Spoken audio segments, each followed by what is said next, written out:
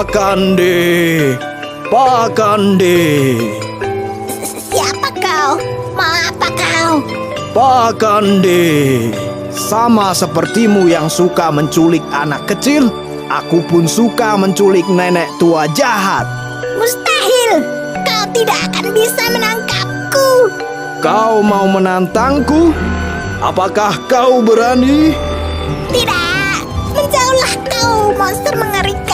Assalamualaikum warahmatullahi wabarakatuh. Nama saya Sukma Fajar Febriansyah Putra, dan di sini saya akan menceritakan asal-usul dan sinopsis dari cerita Nenek Pakande.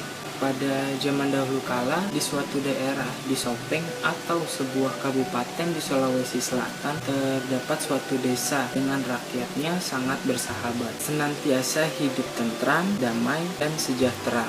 Hampir atau bahkan seluruh masyarakat yang tinggal di daerah itu bermata pencaharian sebagai seorang petani.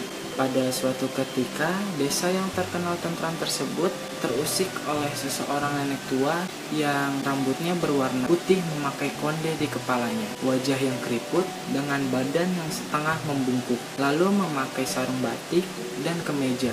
Itu adalah Nenek Pakande, salah satu cerita rakyat yang populer di masyarakat Sulawesi Selatan, khususnya suku Bugis. Dalam cerita rakyat Bugis, Nenek Pakande digambarkan sebagai sosok nenek tua yang suka memakan atau memangsa anak-anak.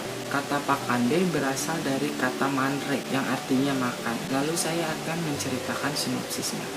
Nenek Pakande merupakan kisah mistis tentang seseorang nenek-nenek yang suka memakan bayi dan juga anak-anak kecil. Dia disebut-sebut biasa berkeliaran di sekitar desa atau kampung. Sebenarnya penampilan dari nenek tersebut biasa saja, sama seperti para perempuan tua lain yang memiliki kulit keriput dan juga rambut yang sudah beruban. Namun aksi jahatnya dalam menculik dan juga memakan anak-anak kecil yang dilakukannya hanya pada malam hari. Diceritakan bahwa sebanyak 3 orang anak berhasil dia jadikan sebagai makan malam. Akhirnya kejahatan dari Nenek Pakande ini perlahan mulai ketahuan.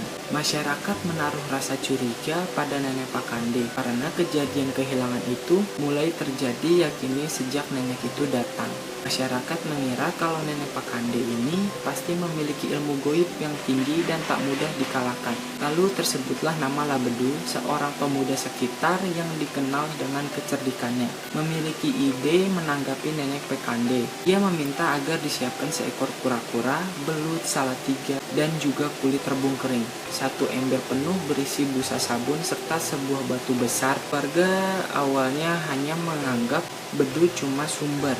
Warga menilai mana mungkin ia akan mampu mengalahkan seseorang Nenek Pakande yang terkenal sakti hanya bermodalkan seember busa, sabun, dan beberapa bahan lainnya. Namun Labedu dapat meyakinkan masyarakat itu. Dari saya cukup sekian, terima kasih. Selanjutnya akan dilanjutkan oleh teman saya yang lainnya. Assalamualaikum warahmatullahi wabarakatuh. Saya Fayat. Saya akan melanjutkan tentang wujud dan unsur kebudayaan. Unsur yang pertama adalah unsur mata pencarian. Pada cerita Nenek Pakande, hampir seluruh masyarakatnya bermata pencarian sebagai petani. Lalu kedua adalah unsur bahasa. Dalam cerita Nenek Pakande, bahasa yang digunakan yaitu bahasa Bugis yang berasal dari Sulawesi Selatan. Yang ketiga adalah unsur kesenian. Terdapat rumah adat Makassar, yaitu rumah tokongan sebagai rumah masyarakat sekitar. Lalu ada hiasan kepala untuk laki-laki yang bernama Pasapu. Lalu pada wujud kebudayaan, ide gagasan adalah Nenek Pakande adalah seorang siluman jahat yang mempunyai kekuatan sakti dan memakan anak kecil. Tidak ada manusia yang dapat mengalahkan saktiana kecuali sosok raksasa yang bernama Raja Bangkung Pitu Rapawaro Ale. Tetapi tidak ada yang tahu raksasa itu di mana berada. Lalu pada bagian aktivitas, seorang pemuda yang bernama Labedu mengusulkan rencana kepada masyarakat sekitar untuk mengalahkan Nenek Pakande dengan cara berpura-pura sebagai sosok Raja Bangkung Pitu dengan mengumpulkan benda berupa guru pasir dan ia jadikan menyerupai sisir dan kura-kura sebagai kutu raksasa. Busa sabun yang ia jadikan sebagai menyerupai air liur. Lalu ada kulit rebung sebagai pembesar suara agar menyerupai suara seorang raksasa. Adapun belut dan batu besar yang ditempatkan di depan pintu dan di bawah tangga untuk menjebak si Nenek Pakande tersebut. Lalu di bagian artefak di sini ada guru pasir. Baik, saya Kevin Kresna Bayu ingin menjelaskan tentang pesan moral yang ada di cerita Nenek Pakande. Yang pertama, dengarkanlah perkataan orang tua. Yang kedua, ingat waktu pada saat bermain dan saatnya beristirahat. Yang ketiga, jangan lengah pada saat di luar rumah. Yang keempat, kejahatan tidak mengenal batas usia dan bisa terjadi oleh siapapun. Yang kelima, bila bekerja sama, pasti bisa memecahkan sebuah solusi.